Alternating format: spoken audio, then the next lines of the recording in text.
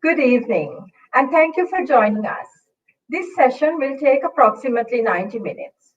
Please remember to include your questions and comments in the chat section, and we will take them up at the end of Dr. Suraweera's presentation.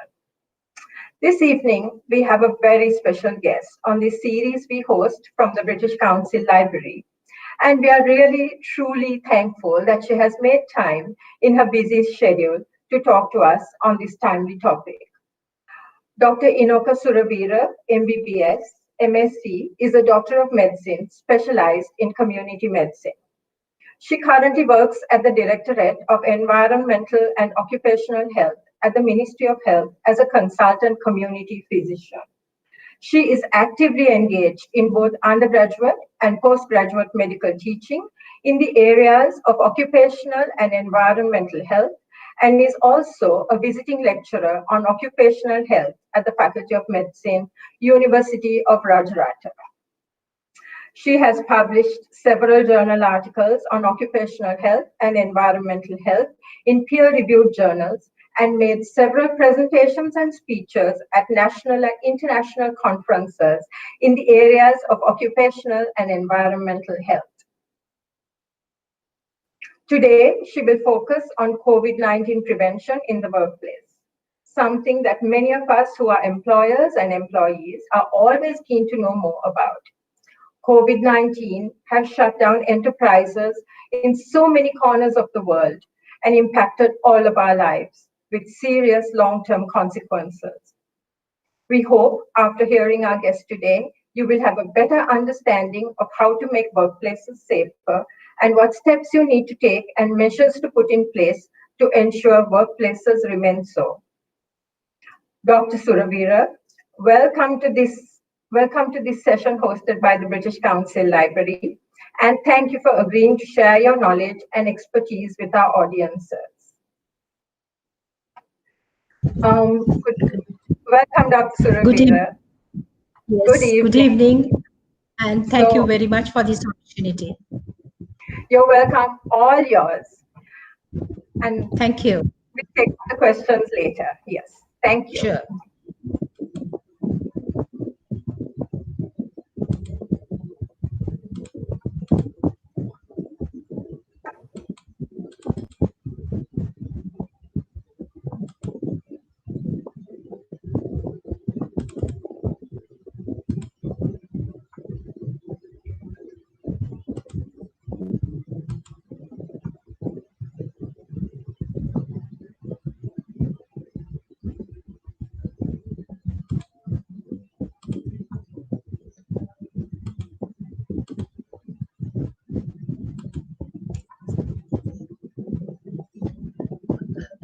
Well, thank you very much for the opportunity. I think you can see my slides now.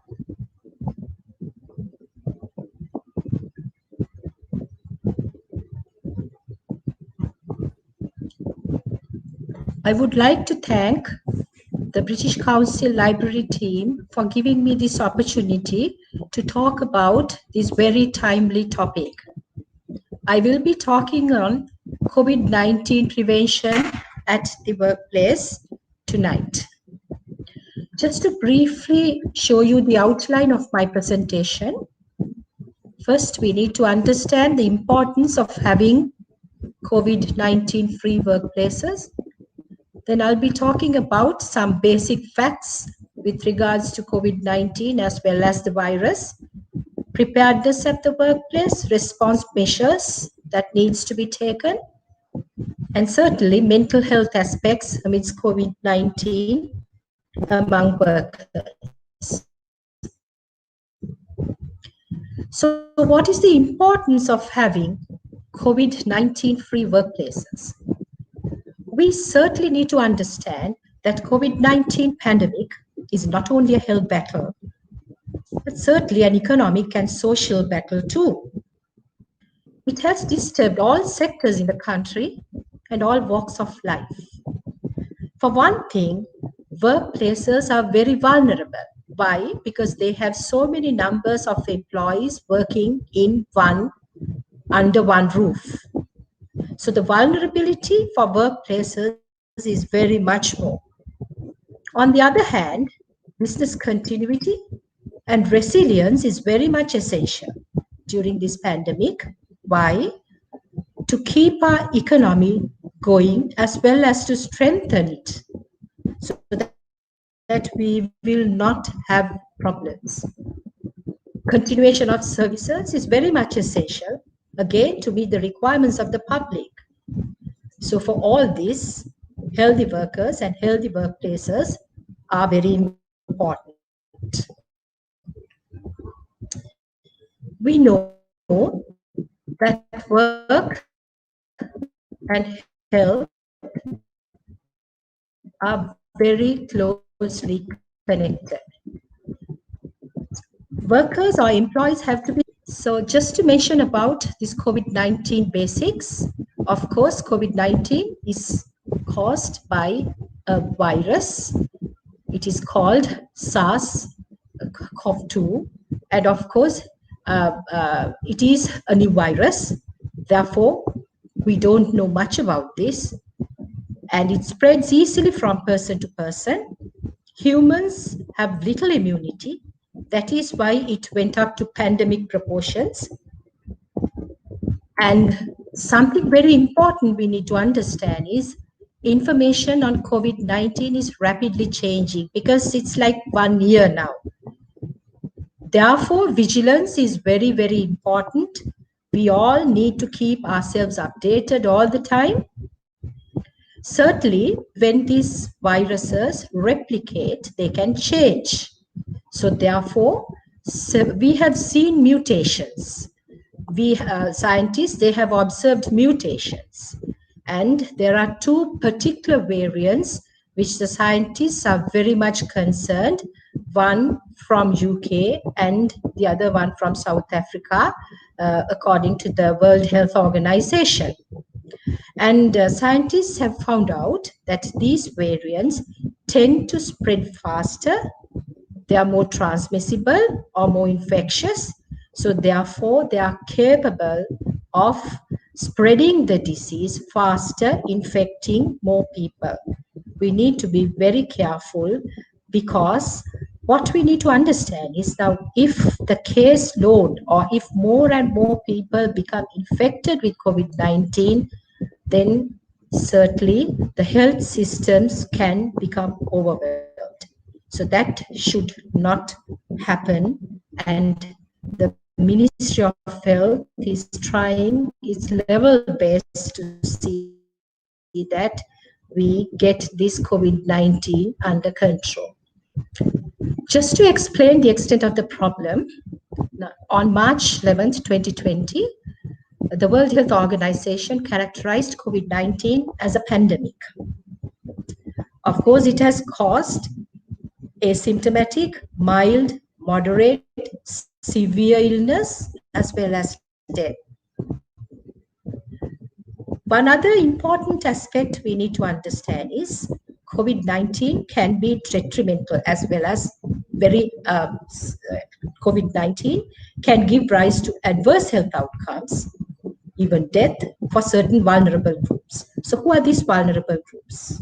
The elderly, that is 60 or older, people with pre-existing health conditions, such as high blood pressure, heart disease, lung disease, uncontrolled diabetes, even people with autoimmune disease like rheumatoid arthritis, where they are on immunosuppressive therapy, and people with cancers, kidney disease. So when we look at the data in Sri Lanka, certainly we have observed people with uncontrolled diabetes and kidney disease, they have had better outcomes, I would say. Just to show you the situation in Sri Lanka with regards to COVID-19, as of yesterday, we have had around more than 61,000 cases of COVID-19 starting from the first wave. And I think we have had 297 deaths because 7 deaths happened yesterday. So 290 deaths up to now. I want you to understand the situation further. if you just have a look at this graph, you will understand the first wave was controlled effectively, and after October, the second wave started. So you see more people getting infected, and still, of course, we have considerable numbers getting infected every day. COVID-19 second wave started in Sri Lanka within the Western province, but now it has gone to almost all districts in Sri Lanka. So every one of us, all citizens in Sri Lanka, we need to be very careful and practice measures to prevent COVID-19. I'm going to talk about transmission of COVID-19. Why? Because we have made recommendations based on these facts. Now, COVID-19 is spread from person to person, mainly through coughing, sneezing, talking, and even breathing. So there are two ways. First is direct method, and this is the most commonest method of transmission, when a person who doesn't have COVID-19 comes, and that person coughs or sneezes or talks, that person can project virus containing droplets. And of course, those droplets can land on the face of non-infected persons or healthy persons, and the virus direct method. How does that happen? Again, these droplets of infected persons can land on surfaces, and we know that healthy people, when they touch these surfaces, the virus can get into their hands, contaminating their hands, and if they touch their faces with contaminated hands, again the virus can get in. So basically two methods, direct and indirect. This one we need to understand because some of the principles that we are practicing currently is due to these facts. So what is meant by the incubation period? Actually, it is the time between exposure to a virus and the onset of symptoms. So for COVID-19, they have shown it's 2 to 14 days. Most people get the infection after 4 to 5 days of exposure. So most of them would get the symptoms, but certainly it can start from 2 days and then it can go on for 14 days. Additionally, the Center for Disease Control, they have shown, and these people who are symptomatic with COVID-19, I mean, people who have symptoms of COVID-19, they are more contagious. So this is very important to understand, especially when it comes to workplaces. That is why we have recommended not to get down employees with suspected COVID-19 symptoms. So, and one other thing we need to understand, they can infect or they can give the disease to others even before they show up symptoms. So for COVID-19, they say even before 2 days, they can start infecting others. Certainly, the asymptomatic patients or asymptomatic COVID-19 patients too can infect others, but symptomatic ones are usually the super spreaders. So what are the symptoms of COVID-19? COVID-19 can cause mild to severe symptoms. So if we just, concentrate on the common symptoms, according to the WHO, it's fever, dry cough, fatigue. But certainly other symptoms such as sore throat, body aches, loss of smell and taste, nasal congestion, conjunctivitis, runny or stuffy nose. These are basically similar to any other respiratory virus illness, headache, dizziness, and some have even shown skin rashes. Some have shown gastrointestinal symptoms such as diarrhea, nausea. So these are symptoms of COVID-19. Symptoms of severe COVID-19 disease is important to know. They are shortness of breath, loss of appetite, confusion, persistent pain or pressure in the chest, and of course, high temperature lasting for days.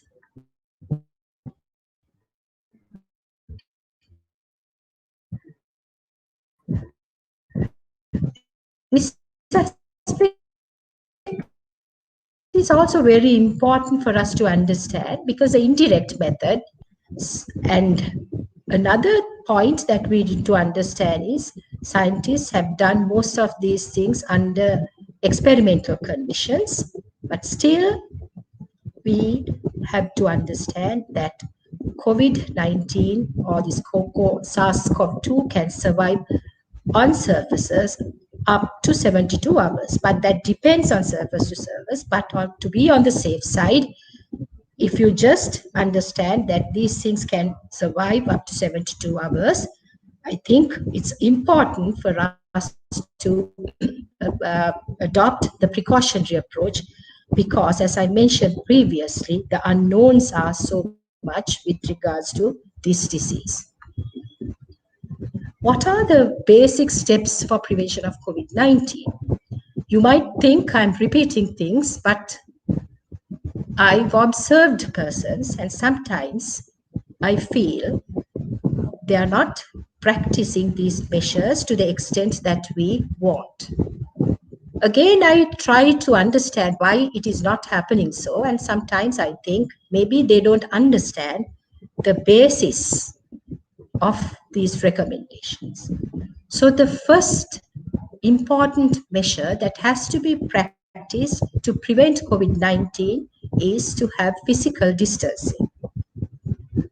So we always advise persons to be at least more than 1 meter when they encounter persons. And why? Because COVID-19 infected persons, when they generate droplets, they can project it to a distance of 1 meter. And that is why this recommendation. So it's much better if you can even be more than 1 meter where possible. It's very important to avoid crowds because we have seen so many getting infected when they go to these crowded places. Second important point is hand hygiene. We always recommend washing hands properly with soap and water. Sometimes I've observed people just washing their hands with water only. Sometimes I've seen people washing only one hand, especially the ladies when they have a handbag on one hand, they will not wash that hand. But unfortunately, I think this is really detrimental. I think it's you can deceive anyone, but certainly not the nature. The law of nature is so powerful. So therefore, viruses, this particular virus, need humans.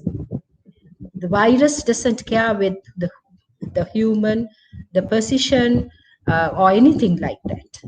Therefore, we need to wash our hands with soap and water. Why with soap? This particular virus has a lipid cover. This lipid cover actually protects the virus, so therefore it has a lipid cover. Now, soap will disintegrate this covering, so therefore the virus becomes inactive and it gets washed off. So therefore, your hands would be clean. But if you don't use soap, that doesn't happen. That is why you need to wash your hands well with soap and water. And certainly, you can use disinfectants or sanitizers as well. Sanitizers, you have to have proper quality sanitizers. Usually, In Sri Lanka, what we recommend is 70% volume to volume alcohol or more. So you need to have proper NMRA registered sanitizers if you are using sanitizers, and that's very important. But one other aspect you need to understand, sanitizers will work on relatively clean hands. Washing hands with soap and water is the best option when your hands are very dirty. Third one is respiratory etiquette. That is, you need to cough and sneeze properly, not projecting droplets all over, and wearing the masks. Now, masks have to be worn properly. You need to have the mask on the nose, mouth, as well as the chin to cover all those. People or employees, especially, and all of us, we need to understand that we should not be touching the face with unclean hands. And one mistake I have seen all the time, when people talk, they pull up or pull down the mask. That should not be done, because when you talk, that is where you have more droplets formed. So therefore, when you are talking, you should not lower your mouth mask, but certainly have it intact. Fourth one is disinfection of frequently touched surfaces, just to prevent this indirect method of transmission. I will talk about this in detail later on. For us to practice all these things, we need mindfulness. We really need mindfulness. And if you have mindfulness, I think you can practice these measures. You may think these measures are very simple, but again, you need to understand that these are very powerful. But if you practice properly only, they become powerful, and that will help you from not getting COVID. So what are the goals in terms of workplaces? Well, COVID-19 free workplace. That is the gold standard. That is what we want. But considering the context now, since we have cases, this might not be possible. But even then, I think we should not worry. So the next goal is to identify COVID-19 contracted employees as early as possible, and you should be able to contain the infection within the workplace. Unfortunate things happened. Why? Because this was not identified early. If you let COVID-19 infection get into the workplace, and if you don't observe it for a considerable period of time, then you will have more and more employees getting infected. But if you identify the problem at the very initial stage, you can manage it properly without much problem. So that should be our goal. Third one is to reduce the number of close contacts or first line contacts in the workplace. Now, this is very important. Why? Because our recommendations usually for workplaces, when you identify an employee having COVID-19, we need to identify the first line contacts or the close contacts. And first line contacts or the close contacts, they need to undergo home quarantine as per the current protocols. And certainly, you can run the factory or the workplace with the second lines. So therefore, if you limit the first line, certainly the functionality of the factory will not be interrupted. So that is why we need to reduce the number of close contacts. And that is why we need to prepare our workplaces to achieve these objectives. So the fourth one is prevent the spread of COVID-19 to the community. This is something very important. As I mentioned previously, workplaces are quite vulnerable. Therefore, we should not give the infection to the community. So COVID-19 free workplace is our ultimate goal or the gold standard. Well, when it comes to preparedness, spreaders, we need to be mindful of certain things. We need to be mindful of super spreaders. As I mentioned, even the ones with symptoms, they can spread the disease fast. Additionally, there can be certain types of employees who can spread the disease fast. For example, in a garment factory, the supervisors, because they go from line to line, if they get the infection, they can certainly infect so many.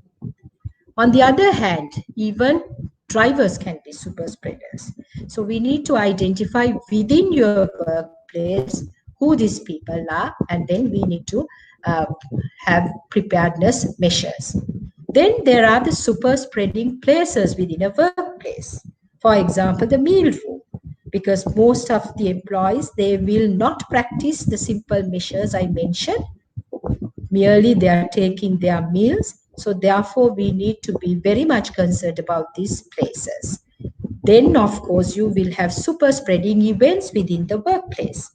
Sometimes you might organize parties, but parties, it's not the time for parties right now.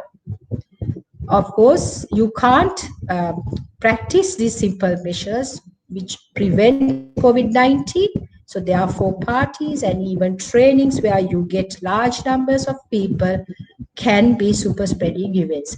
Therefore, you need to be very much mindful of these super spreaders, super spreading places, super spreading events within the workplace, and to somehow see that you address these things in the preparedness plans.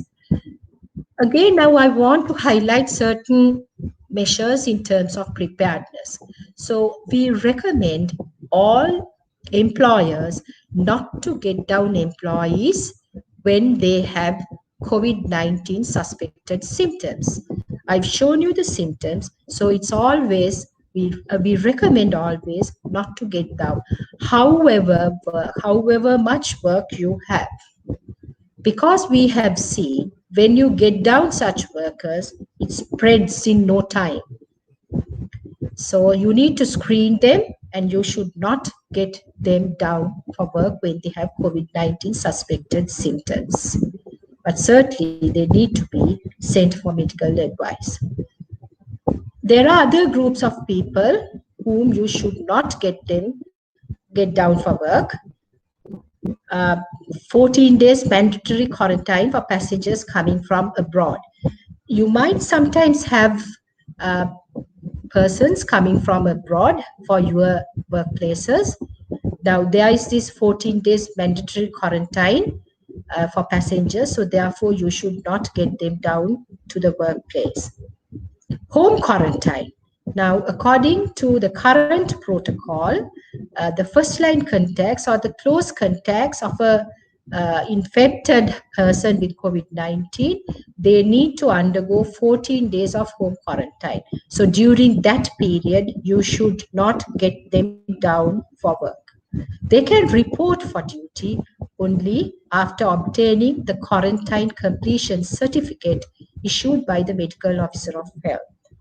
They really can return to work with this the certificate.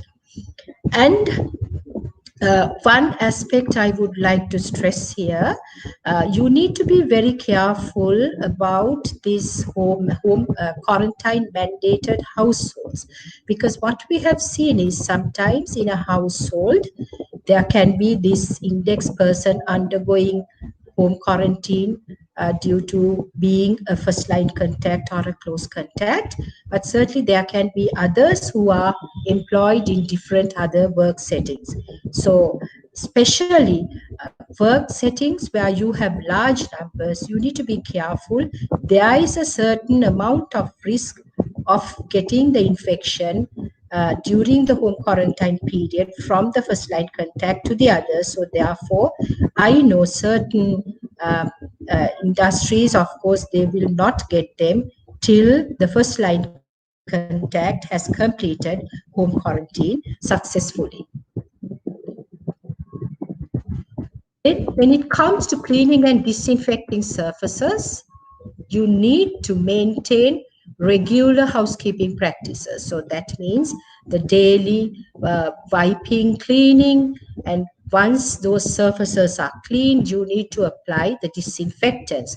So the basic things you need to remember is all metallic surfaces have to be disinfected with alcohol, and all non-metallic surfaces with zero point 0.1 sodium hypochlorite.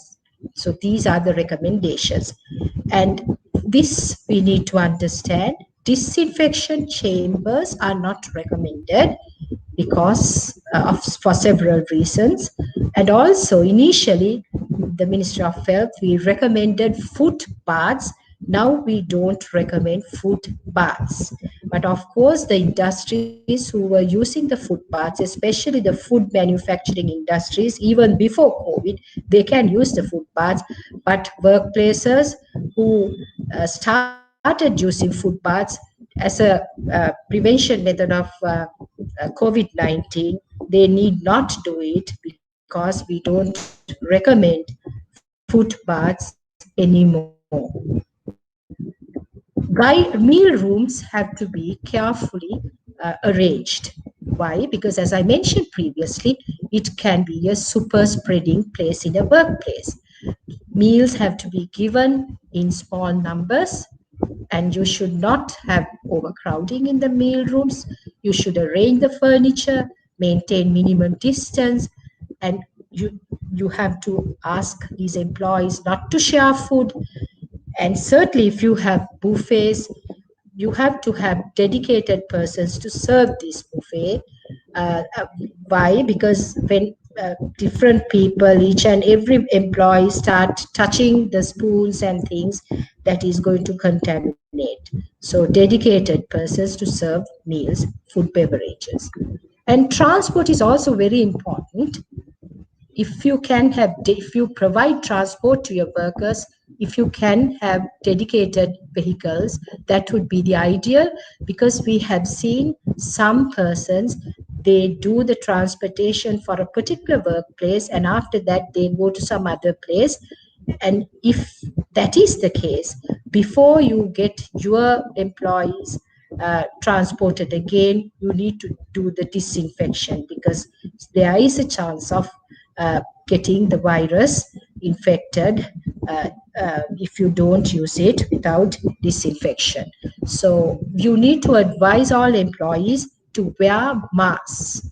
And especially I'm going to talk about this bio bubble, and then you need to have dedicated seats for the employees, especially if you are providing them with transport. Why? When you have dedicated seats, of course, you are going to minimize the first line contacts. For example, if an employee who has got the infection, if that person has sat on different places within a bus or a van, you will understand that you will have more close contacts. But certainly if that person sits on the same place, that the person is not going to infect more. So you need to devise these measures so that you can reduce the number of first line contacts. And also it's very important to screen them before you get them on board for symptoms of COVID-19. If they have those symptoms, you should not get them on board. Additionally, there has to be someone monitoring whether these people are adhering to the simple basic measures such as wearing the mask all the time. All workplaces are advised to have their isolation facilities, isolation room or a place, uh, and then they need to have proper personal protective equipment, because now if you get a suspected employee with COVID-19, then the person has to be isolated first. And if you find somebody positive with COVID-19, again, that employee has to be isolated. So therefore, somebody has to be trained and given proper personal protective equipment to take care of such employees till they are taken to hospitals. It is always good for major workplaces with so many many numbers of workers to have dedicated vehicles, or else, of course, you can use this ambulance, suicide ambulance services to transfer employees who have COVID-19. But certainly when you have COVID-19 positive workers inside the workplace, we have always asked to inform the area medical officer of health so that she or he will advise you what to do. The ventilation is something very important. You need to maintain ventilation in the workplace, especially you need to, if you can have the windows and doors open, that would be the ideal, but in most other workplaces you can't do that. Then you need to have air filters. You always have to have fresh air coming in. You should not be having this air which is like, circulating all the time. And certain scientists, they have shown that the chances of transmission of COVID-19 is much higher when you have air which is all the time circulating. Something very important, all workplaces, they are advised to have updated databases about their workers. It's very important. The name, permanent address, temporary address, the national identity card number, and especially the contact details, because some of the employees, they have so many SIM cards, so they change their numbers frequently. Therefore, you have to get the most updated contact details, as well as we advise you to even look at the medical officers of health areas of such employees, because when you have updated databases, it's much easier even if you find an employee having COVID-19, just to do the response measures. So updated databases, that's a must. Symptom screening is something very important. If you provide transport, before you get them on board the vehicle, and certainly before you get them to your workplace, you need to do the symptom screening with temperature, as well as you need to see whether, they have COVID-19 suspected symptoms. I have seen and I have observed certain workplaces, they do these things, especially the ones with large numbers of workers having 3,000, 4,000. So they do these things. I think with these things, really, they have been able to control COVID-19 within their workplaces. Hand washing facilities have to be available, especially pedal operated ones are the best. Provision of welfare facilities for workers. Also, it's important for you to postpone non-essential meetings as well as trainings. Certainly, you can use Zoom. So you can have essential meetings, but non-essential ones can be done using other means. One important point I would like to mention, you need to always raise awareness among your employees regularly. That's very important. Service and maintenance staff, as well as contract staff, if you have them, you need to be mindful of them. Why? Because sometimes they go from place to place, and if they are infected, they can infect several workplaces. So therefore, if you are getting down, it's always good to have dedicated service and maintenance staff. Of course, if you can't do it, screen them well, give them additional personal protective equipment, monitor them well so that they don't get the infection into your workplace. We need to understand what needs to be done on returning home from the workplace. So you should not touch anything. Ideally speaking, you should have a bath before you enter your house, but that might not be possible for everyone. So at least you should not touch anything. You should go to the washroom and then clean yourself, and then only you should be touching and hugging your kids. It is always important to advise your employees not to participate at large gatherings, especially funerals, weddings, excursions, sports, religious activities. So it's very important that we avoid these things as much as possible, because we have seen, and I've explained to you previously, these large gatherings actually are considered super spreading events. Maintaining good personal health and hygiene is very important. Why? Because COVID-19 is caused by a virus. We don't have medicine, so we have to have our immunity, we have to have our immune system properly to fight this virus. So if you have good immunity, you will not get the disease. And even if you get the disease, of course, you will not have adverse outcomes. So therefore, you need to eat well, balanced diet, drinking adequate amounts of clean water, exercise, abstaining from unhealthy habits such as smoking and alcohol is very much essential during this time, adequate sleep. So all these can boost your immune system. Therefore, you can fight the virus effectively and efficiently if you are healthy. Now let us try to understand the responsibilities of the management of the enterprises. Well, we always recommend the enterprises to have a COVID-19 preparedness and response plan. We need to have a proper plan because we need to fight with this virus for some time. Therefore, preparedness is very much important to prevent COVID-19 from getting into the workplace. It is always good to appoint a responsible employee as the focal point. So that focal point will be looking after the relevant measures with regards to COVID-19, and that person, that employee is responsible to keep your workplace COVID-19 free.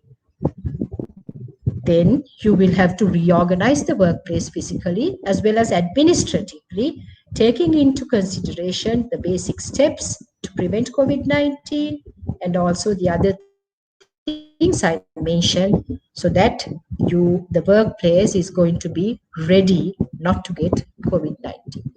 COVID-19 preparedness plan should essentially consider these important aspects. Vulnerable worker groups, especially in workplaces, you might have elderly people, workers with non-communicable diseases like diabetes, heart disease, kidney disease, security staff, cleaning staff, and even manpower. So you need to consider all categories of workers in these plans. And actually, security staff, cleaning staff, they can be more vulnerable also because sometimes they might not practice the measures the way we want. Certainly, the preparedness plan should address vulnerable work practices. As I mentioned previously, supervisors, maintenance staff, so you will have to devise additional precautions for them. Then you need to consider the vulnerable work areas. Vulnerable work areas are areas where there are large numbers of workers, maybe less ventilated, meal rooms, lifts, restrooms, and of course locker rooms, those and washrooms. So you need to have proper plan measures to prevent COVID-19 in these areas. The preparedness plan should always have the monitoring and supervision component. If you have CCTV monitoring, that's very much better. But certainly, I have seen certain workplaces appointing even protocol officers, especially large industries, to ensure that employees practice these measures. Why you need to address this issue is when we do risk assessments, when we get COVID positive employees in a workplace, we ask them whether they have been wearing the mask properly, because we need to identify the close contacts. And if they practice these measures, then again you will reduce the first line contacts, and that is very much favorable for you to continue with the operations. Monitoring and supervision is a must within a workplace. Then comes continuous awareness creation. As I mentioned, you get new data, new facts each and every day. And also team building is very much essential because it's teamwork that is going to uh, conquer this virus. So what are the rules in a workplace that you need to apply to prevent COVID-19? Less mixing of employees. This is very, very essential. Then we have introduced this biosecure bubble concept, and of course, work, home, and social life balancing to prevent COVID-19. Work, home, social life balancing, because as I mentioned,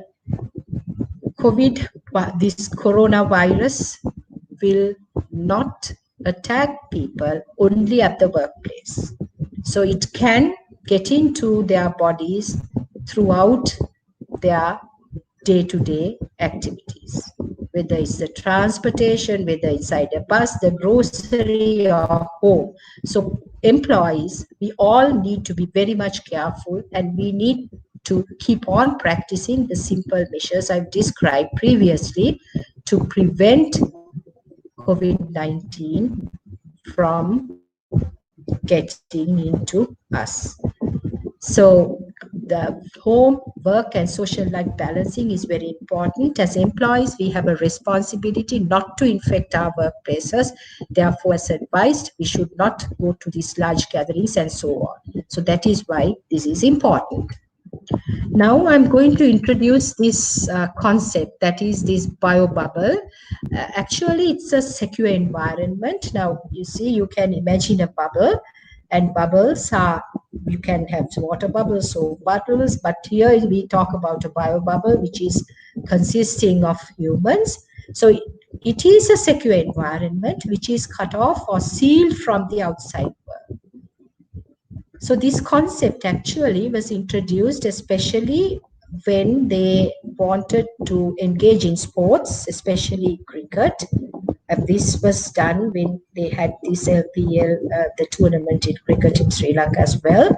But of course, I think we can use this thing in workplace settings as well. So now, when it comes to a biobubble, certainly it's an enclosed environment. Within this, the persons will live, work, share everything inside this bubble till they accomplish their objective. But certainly within a workplace, I would say it's a modified biobubble. Why? Because you cannot control the accommodation part. But certainly you can control transportation if that is provided, the operational or where you work, certainly the meal rooms, washrooms. Why we recommend this concept is then of course the same group of persons will be doing these things, and within a bubble, therefore there is going to be less mixing. And if you find an employee with COVID-19, still it's within a bubble, so therefore that person is not going to spread it to the others. So less mixing, and that is why we recommend you to organize your workplace due to this, using this biobubble concept. Now, an enterprise can consist of several modified biobubbles. So as per the number of employees, certainly an enterprise can consist of several modified biobubbles. So the principle is no mixing. Enterprises or workplaces with shifts, the shifts should not overlap. A shift can have several biobubbles. If you arrange your workplace considering this, certainly you will not have much problems, even if you have infected workers, because you will be able to contain them very well without much mixing with the other employees. Now, in industrial setting, just to explain, these biobubbles are given different colors. So one group of people in a bubble will have, for example, red color, the other blue, yellow, green. And then, of course, it's very much easy for you to know the identity of employees within these bubbles. Now, just to show you an example how this has been done in industrial settings. Now, this has been, showed you earlier, transparent in the modified biobubble. Now, how do we plan that? So, when you just imagine a bus or a van, certainly the same group of persons working in the operational flow, they need to have the transportation, the same transportation, operational flow, and then the same washrooms, and this group will go to the same meal rooms as well. So it's a bubble. And even within the bus, it's very important to have these dedicated seats for each and employee, each employee in the bubble. Why? As I mentioned, just to prevent the mixing up so that you will not infect many people within the bubble. Then when you consider the operational flow, again a dedicated place for all employees, because in certain places employees can sit from one place to another on a daily basis, so that should not be allowed. That will have more mixing.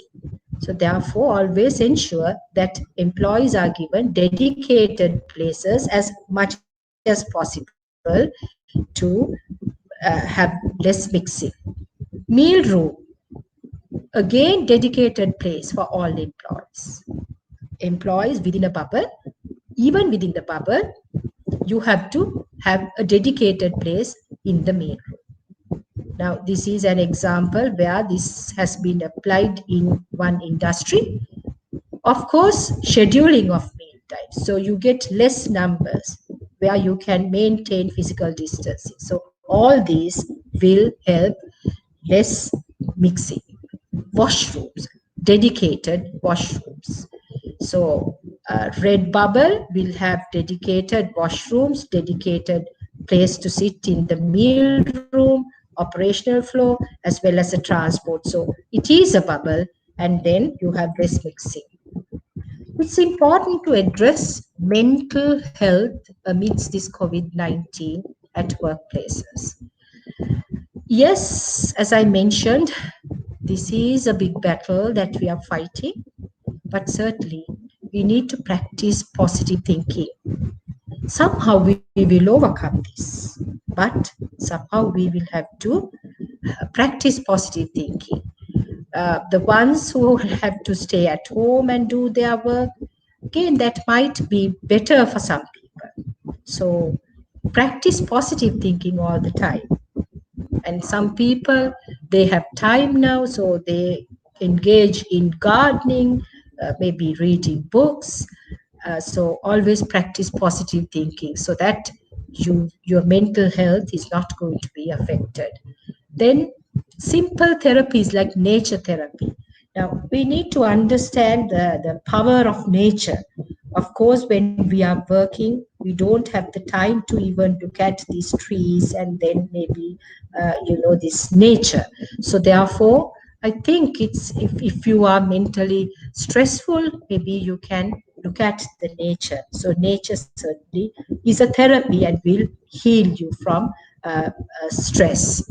Music therapy again. So these simple therapies can be practiced and applied at work settings to relieve the stress among workers.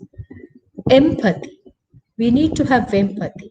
Now, sometimes I've seen when employees are infected with COVID-19 and when they are back to work, certain others tend to corner them.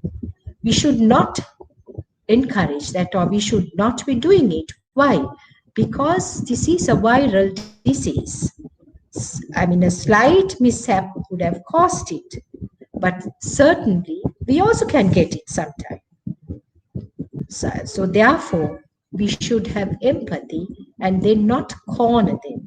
And one other thing, when persons are infected with the virus and when they come back to work, actually they are safer because they can't transmit the disease for some time since they have antibodies within them. We should not corner them. Being kind, offering help, sharing, and caring. So, these are some measures that we need to practice during these difficult times at the workplaces. So, this will encourage the other employees not to hide this disease. That's what we need. We don't want anybody to hide the disease. That is going to be then it is going to be very difficult for us to control the disease if people start hiding. But they will do it. Why? Because if they are cornered, and we should not be doing that. Never stigmatize persons having COVID-19. You should never do it. In fact, sometimes I've heard so many instances where their children even, they are not allowed to admitted, they are not allowed to come to school when a certain workplace is positive with COVID-19. We should not do that. Anyone can get the disease. So we should help them to get out of this disease because it can be quite painful, quite stressful for the other employees. So we need to understand that, and we have to have mechanisms to address these issues at the workplaces. So stay connected. It's very important. You need to be a team within the workplace, always connected, to understand the issues of other employees. So a team spirit, I think you need to build up, and certainly create hope for all employees, create hope for other persons. We all can conquer this disease. So, but certainly we need to have good mental health as well. So these are some of the simple measures I mentioned about improving mental health. So the response. Now, when you have employees suspected of having COVID-19, what should you be doing? If you have an employee suspected of COVID-19, then you need to isolate that person.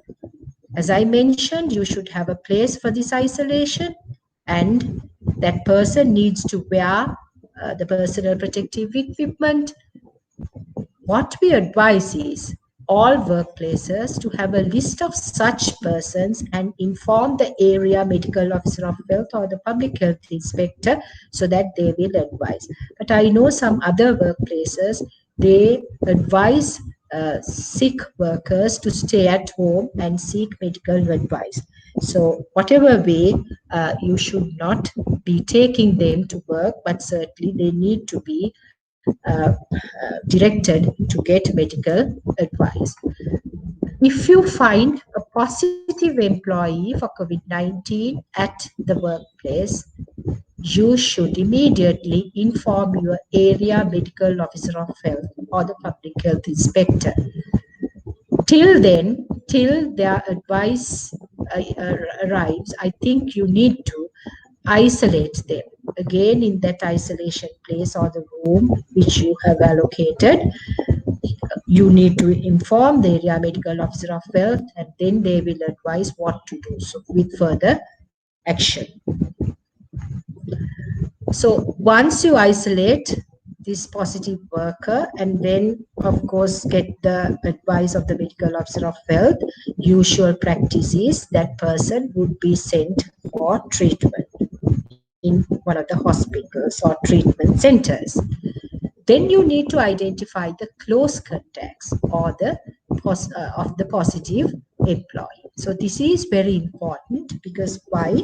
We need to isolate them so that we prevent infection from spreading within the workplace. So who is a close contact?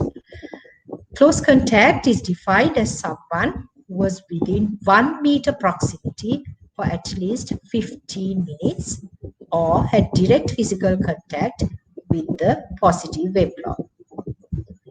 You need to identify these close contacts or first line contacts within the same section, same meal room, same transportation, same accommodation. And The exposure period is defined as if the employee with COVID-19 had symptoms, then you need to go back 7 days and start identifying the first line contacts. But if the employee was asymptomatic, which means did not have any symptoms, you need to go back 2 weeks from the date of sample collection for the positive test. Because for the asymptomatic ones, you will identify that that person has got COVID-19 only with a positive PCR test. So you need to get back 14 days from the date of the sample collection. End date would be the last date the positive employee was at work. So you need to identify the first line contacts or the close contacts and have all the details ready. Of course, it becomes very much easy because once we know that there is a positive worker, we need to do a risk assessment, and in the risk assessment, we will identify the health officials will identify the first line contacts as well. So once you have everything ready, it becomes much easier for the health officials, and then the containment and then letting them go for quarantine, all those things becomes much easier and quicker. So you need to communicate with all other employees about this issue that has happened within the workplace, but not let them panic, because as I mentioned, this is a virus disease. Anybody can get it. But of course, if you manage it properly, nothing, most adverse effects would not happen. So therefore, the current protocol is once you identify these first line contacts, they will have to undergo mandatory quarantine for 14 days. But certainly, you can run the workplace with the second lines. You need to observe them very clearly. The medical officers of health, they will always advise you.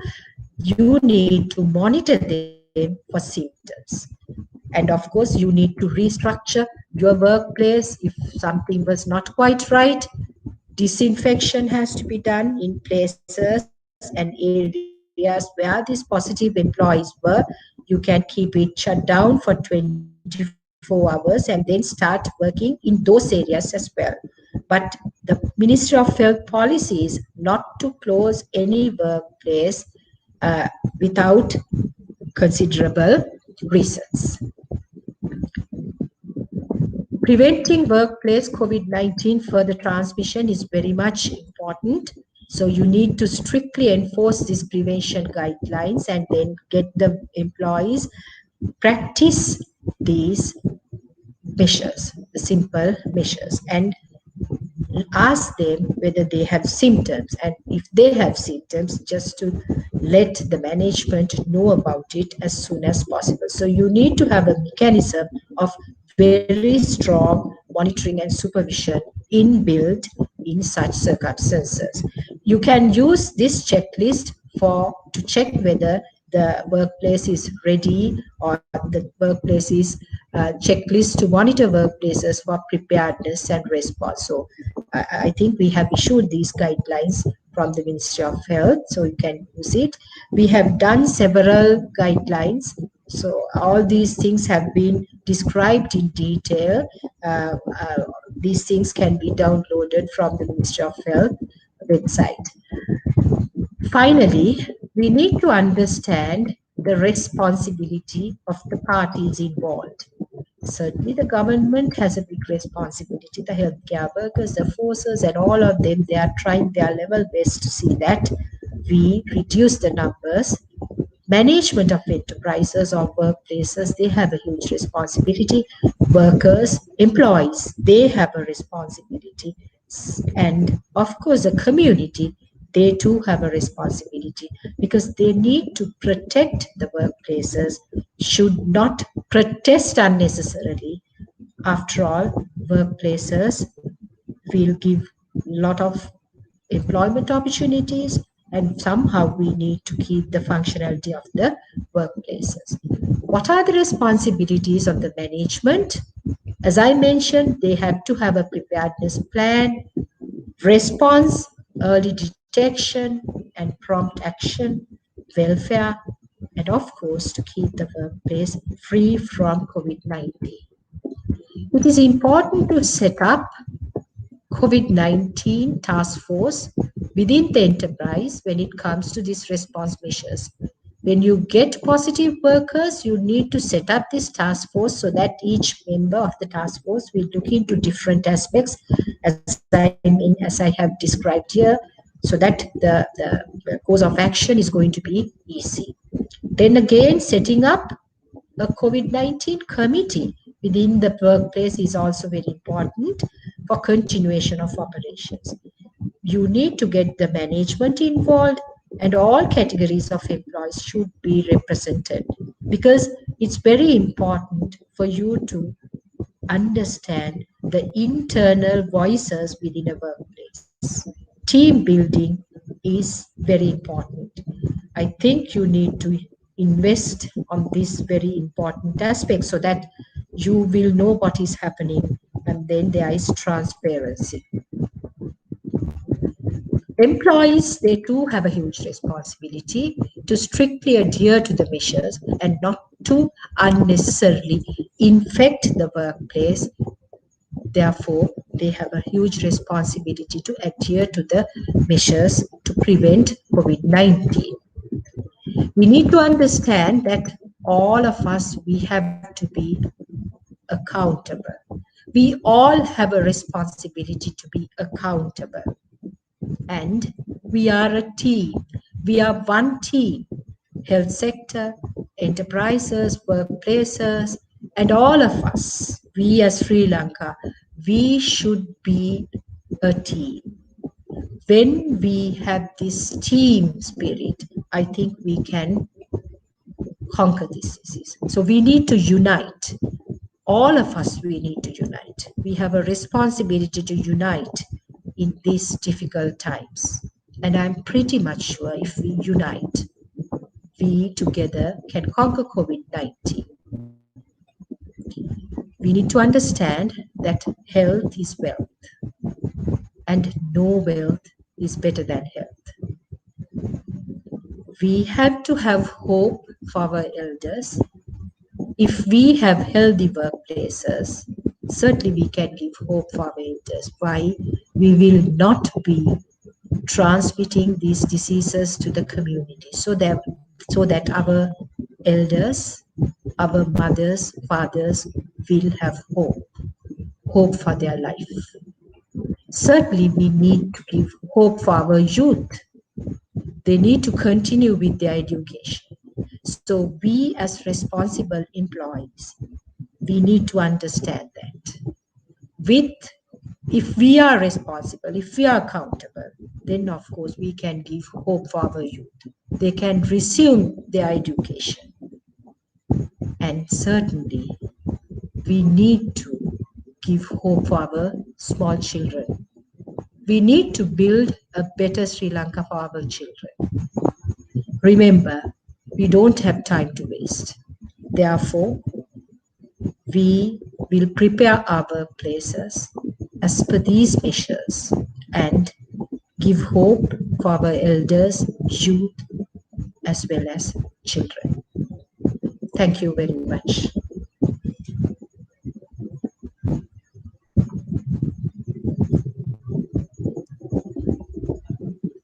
Thank you, Doctor. Thank you so very much. I hope you're not too tired. We have a few questions. And I just want to remind our viewers that there will be a recording of this session, which will be available on YouTube and on the British Council Sri Lanka Facebook page as well. And you can download it and watch it or share it. Please actually share it, because it's a wealth of information. Doctor, I'm going to club some questions together. There have been all sorts of questions coming in. People want to know, is wearing one mask or two masks better? Well, I think if you wear a standard mask, that is all right. Because most of these masks, not reusable. If, like, there are these cloth masks, but you need to be careful. There are standards, SLSI standards, even for these reusable cloth masks. So you need to wear a proper cloth mask if you are wearing that. But if you are wearing other types of masks, such as KN95 or surgical masks, it's only once that you can, they are not reusable. So I suppose wearing one would be enough, but for maybe people with vulnerabilities, as I mentioned, if they think that it's not fitting, so they can have two masks, but you have to understand it's very difficult to have these two masks. So at least wearing one mask properly is very much essential. Like you said, covering the nose, the mouth, and the chin, Yeah. all this whole area. And also, doctor, one little thing I always say for the environment is to cut the loops on either side when you dispose of your mask, and also to cut the mask, if you can, either in half or into three, so that somebody else will not pick it up and try to reuse it. Exactly. Sometimes, yeah, That's disposed masks people tend to reuse. yes. Then another person wanted to know, if you had COVID-19 and recovered, what do's and don'ts would you, if an employee is coming back to work, or what do's and don'ts for that person, apart from the organization, what would you recommend for the individual? Yes, individual anyway will have to practice all these simple measures I have described. So they need to continue to wear the mask, keep the distance, and all other measures. Uh, However, the other employees should not corner that person, because it's just an illness, and probably they are safer than the ones who have not had the disease. So of course they can be integrated without no problem once they have undergone the whatever the treatment protocol. Yes. But they need to continue to adhere to all these simple measures. Yes, because there was also a question on what would Sri Lanka do if we found another variant here? How would we respond? Like in It, UK and South Africa, they have found a variant. How would we respond to a variant? well, I suppose even for the variants, it's the same simple measures that you need to practice, especially the variants that are seen in UK and South Africa. As I know, and as I described, they can spread the disease quite easily. So therefore, these measures needs to be practiced very well. So that's what you need to do. Of course, those measures are very powerful, but you need to do it properly. People are also asking about the immunity period of people who have been infected and who have recovered. There were a Yes, couple of questions on that. yes. Well, as I told you, uh, this is a new disease, so therefore there are so many things that we are not sure of. So therefore, we don't know till when they have this immunity. But Yes. certainly what we know is once they get the disease, soon after that, they have immunity. So that is why right now, the advice is, even though you get the disease, still keep on practicing distancing, wearing the mask, not touching the face, hand washing, all that. So Okay. with time, we will be able to talk about these things, because as I mentioned, this is a new disease. And there was also a question about how does it measure up against things like measles, mumps, and rubella? I mean, chickenpox was a terrible thing at one time. Measles was killing people at one time. Now it's nothing. People don't, even if you get measles, nobody bothers with it. So, how do you think COVID-19 stands in relation to diseases like that? Those diseases, of course, we have been having for so long, and there are very effective vaccines against such diseases.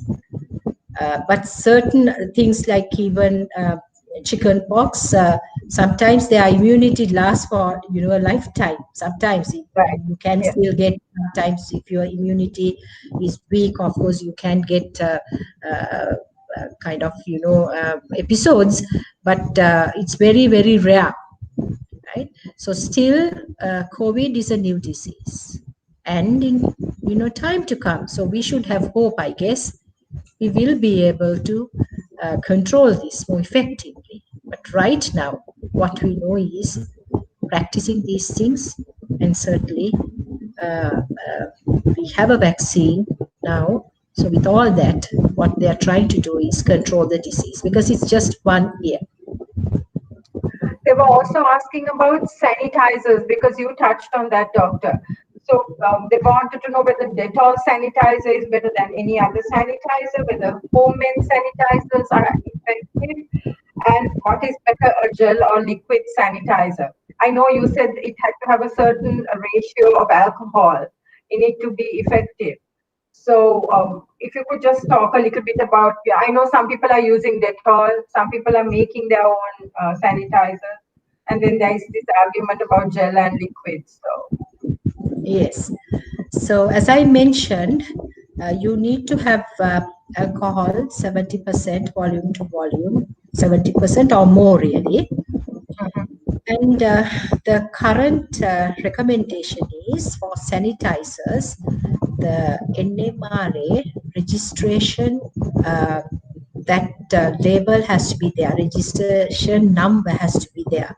So if you are Okay, buying a sanitizer, please get a good quality one. Otherwise, if you don't have the correct amount of alcohol, then it's not effective. So therefore, when you are buying a sanitizer from the market, just see whether it's as per the recommendations of the registered number is there, so that you know that you are buying a quality sanitizer.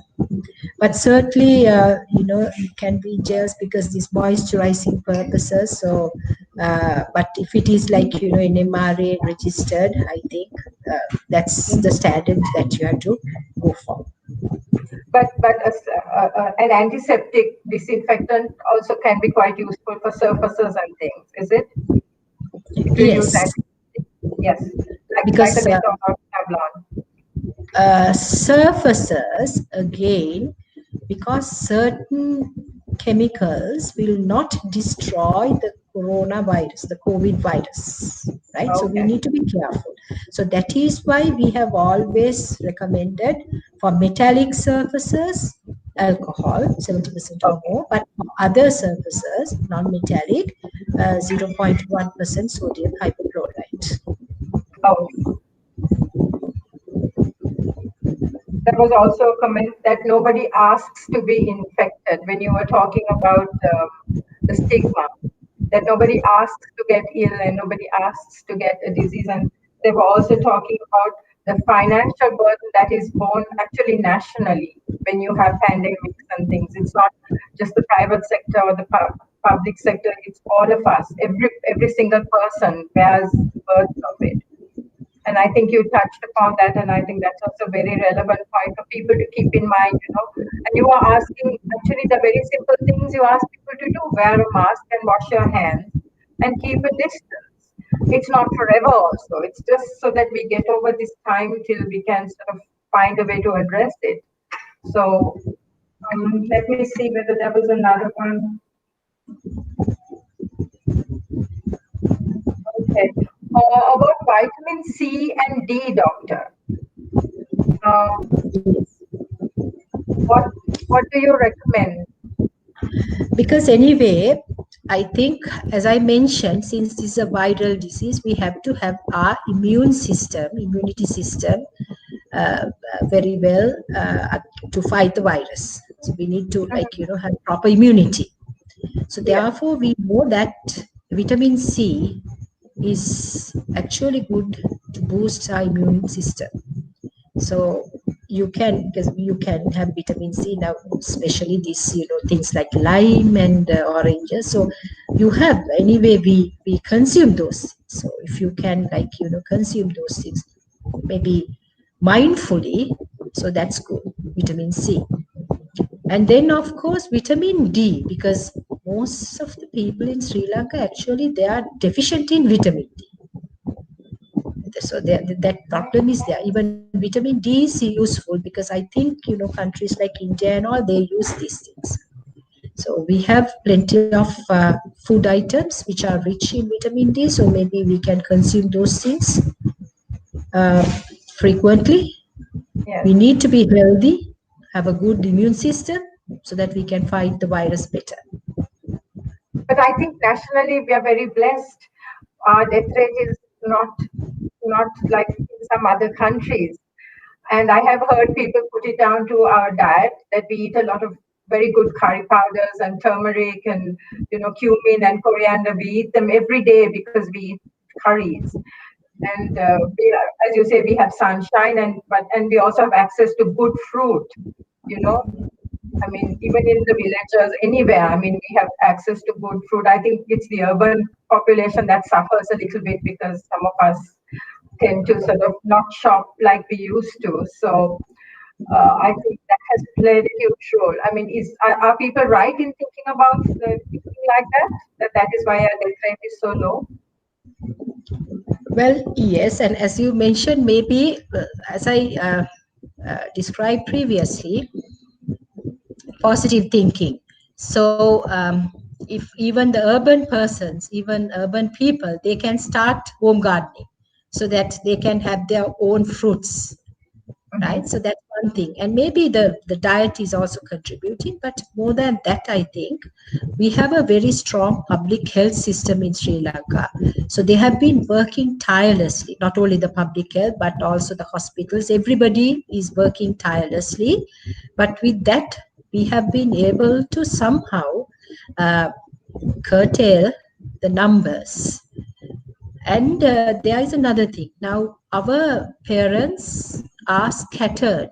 That means usually they are at homes, right? So they are not institutionalized like in so many other countries where they large numbers in institutions. So therefore, if the infection gets in, then it becomes very difficult to control due to their comorbidities, as I mentioned.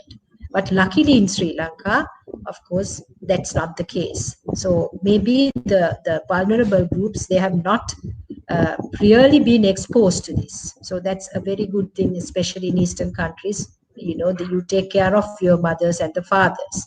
So that's one thing. Having a strong public health system as well as curative system, everybody working together, uh, and maybe the lifestyle. So all those things, I think, have contributed to these death rates, especially the management at hospital level. So those things have contributed. Yes, I think that is our real unsung hero, our health system. It has been consistently a very effective and a very good system. And that is, I think, one of our big blessings in this country. We have access Yes. to very good healthcare. Yes, and I think I should add, and I should mention about the forces also because they have been really help supportive in terms of uh, contact tracing. So all as a team, I think, Yes. have contributed to these success stories. Somebody also asked about conjunctivitis, doctor. As when you were talking about symptoms, maybe a little clarification about that, since there was a question.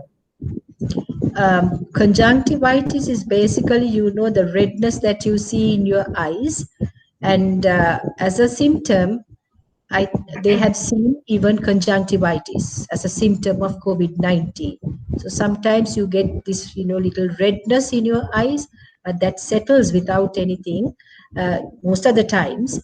And they have seen this as a symptom of COVID-19 in some persons. Also, there was a question about the vitamin E, whether it's harmful to take vitamin E tablets regularly. I think that's, yeah, Yes, vitamins like A, D, E, K, those are fat soluble vitamins, right? So B and C, of course, water soluble. So yes. it's not advisable for a person to take those things daily because those things can get deposited and sometimes can go into toxicity. So therefore, I think it's advisable for them to have some medical advice. You should not be taking them. Yes. Yes. Yes. Thank you, Doctor. I think you covered all the workplace things. So the questions have been more at a personal level from different people, which is also good because it gives us a good mix. Thank you so much for taking this time to spend with us. I know you're extremely busy and you said you have been out of town today also, so this must be quite exhausting for you.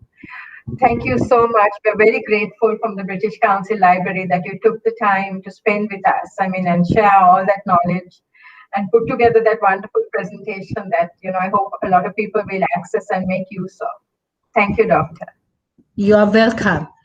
I want to see the workplaces and industries run without any interruption.